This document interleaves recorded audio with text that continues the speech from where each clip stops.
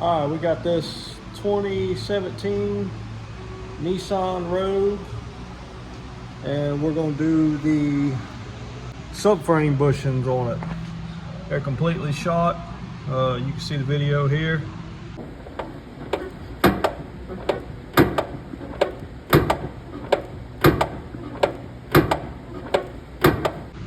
And we're also going to go ahead and change the control arm bushings. They're shot as well. As you can see, we're going to do the whole control arm actually, and we'll show you all what needs to be done. I've seen a bunch of videos, but all of them were 2015 and earlier models. This is a 2017, but here we go. On each side, you want to get the tie rod in, unhooked from here, the sway bar in link from here, and the ball joint, lower ball joint. Everything else you can leave in place. All right, sway bar, we got it bust loose. It's an 18 millimeter. Tie rod in, 14 millimeter. Take your hammer, hit on the side real hard, it'll drop right off. Your ball joint is an 18 millimeter. You'll need a wrench and a socket because it's just a through hole. Take you a wedge and hammer that wedge in there like I did in that crack, and that ball joint will pull right up. Just get your wedge in, drove in, then you take your little pry bar and you can pry right on up on it. It'll come right on out. It's hard for me to do it with one hand, but it'll come right on out.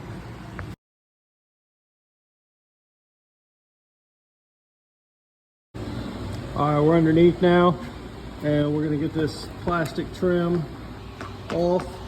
All these just little plastic quick connect fittings all the way around. Here's our problem. The bolt is tight, but the bushings are shot. Looks like the rears are good, but we're gonna go ahead and change them anyways. So what I can see for sure, you got an exhaust clamp right here. We got a mount right here we're gonna get off. The steering input shaft, we're gonna get it off. It looks like there's some wires hooked up to the steering. Actually, that's a O2 sensor. Looks like we are gonna have to pull that off because it's connected to the steering shaft. Looks like there's a bracket up above it, and then you just got your 4 bolts here each corner. The back has a little bracket, so you'll have to get these first and then these on the way down. All right, I just removed the O2 sensor wires. There's 2 clips. Just remove this one on this side and get to this one where the plug is on this side, so we don't have to worry about removing that bracket. The exhaust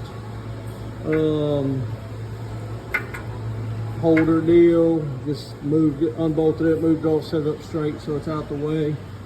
On the steering gear leakage, looks like we're going to get to it from the cab. There's no bolt here, that's just a long shaft that runs up in the cab, so we'll come back to that. Catch all on the inside for that. Don't think that you're going to be able to just pull these 2 bolts off and leave the steering gear in place.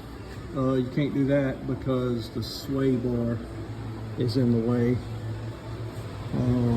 Looks like it's going to be just easier to pull it down. All right, there's 2 little plastic flathead nuts.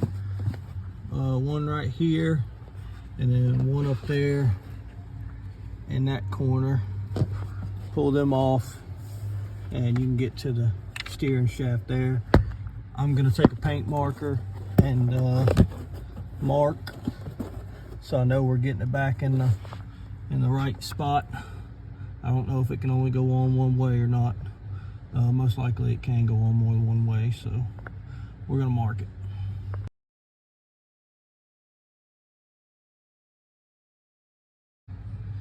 All right, the bolt 16 millimeter. Get it busted loose, and this shaft will slide up this way, just like that. Come off there. We'll just set it out the way. All right, looking a little further, this frame kind of comes out in here a little bit. So we are going to pull these inner fenders enough out the way just to at least get it out of there. We'll look and see if we can get away with leaving most of it in, but we're going to have to for sure get some of them inner fenders out. I just moved the fenders over, inner fenders, with a brake caliper holder just to give it enough room to get this through, and put it on jack stands. Undid my 4 bolts, and now we're lifting the car up with the lift.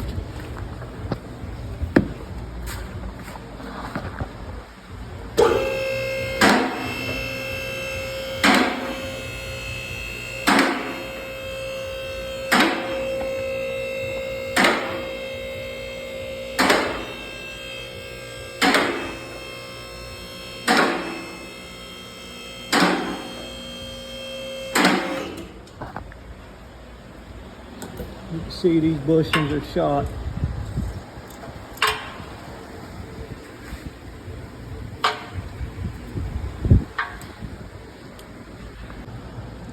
Alright, so I turned the frame upside down, rested it on a block, the old bushing cap. This would actually be the top, which is now I got it on the bottom.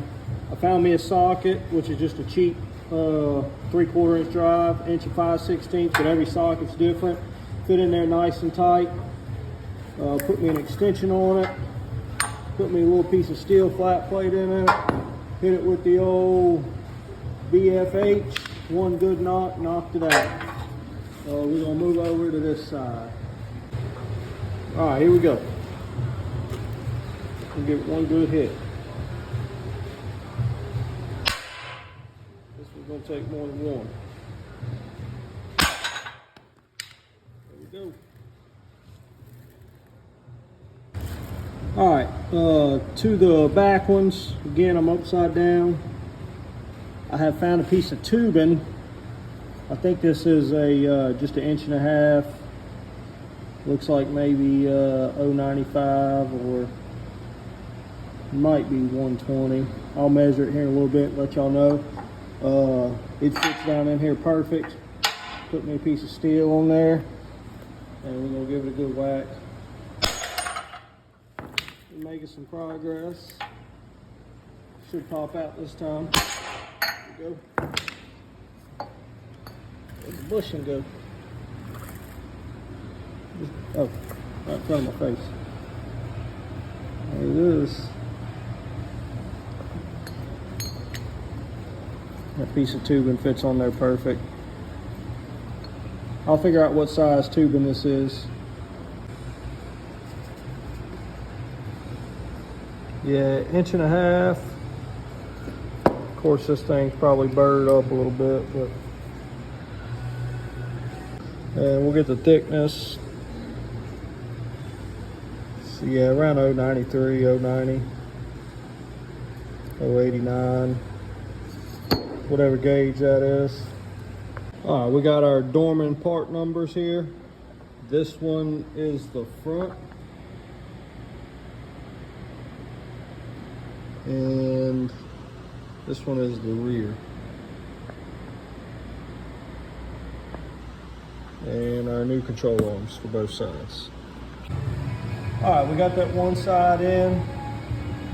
Come over here. You can opt for a couple different things. If you got a press, I've got a ball joint press, and you can use a threaded rod with something on the back side to hold it in and wrench it in, but I'm just going to go to the old fashioned, the same way we got them out, and beat them in.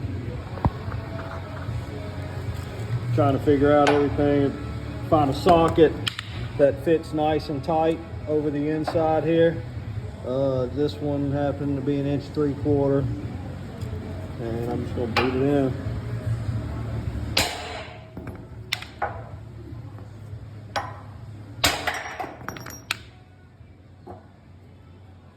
Make sure that you're not hitting on the bottom.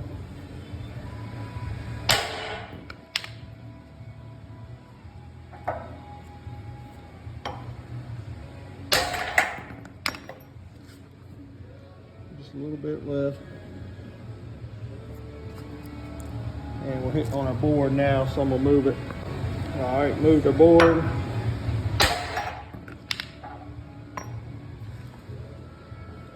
Just a little bit on that back side. I'm gonna focus on hitting back here. And you can heard it. It bottomed out that time.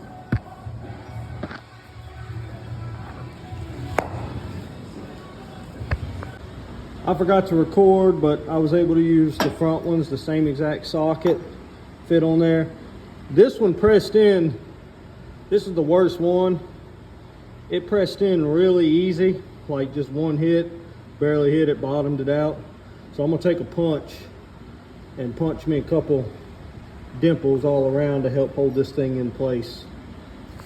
This is what I was talking about. Just take a center punch and punch a couple punches in there, and that'll divot the metal on the inside too, and just kind of help make this a tighter press fit.